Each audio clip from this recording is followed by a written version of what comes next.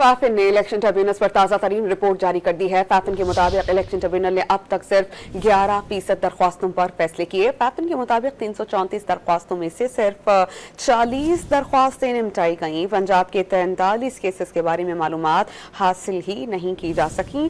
फाफिन report के मुताबिक election act के तहत ट्रिब्यूनल्स ने 180 दिन इंतखाबी उजरदारियों का फैसला करना होता है।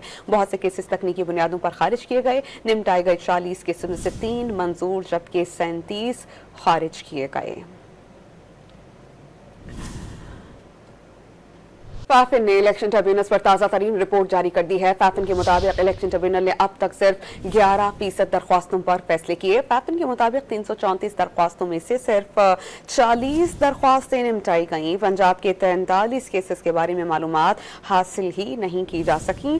फाफिन रिपोर्ट के मुताबिक इलेक्शन एक्ट के तहत ट्रिब्यूनल्स ने 180 दिन इंतखाबी उजरदारियों का फैसला करना होता है। बहुत से केसेस तकनीकी बुनियादों पर खारिज किए गए। निपटाए गए 40 केसों में से 3 मंजूर जबकि 37 खारिज किए गए।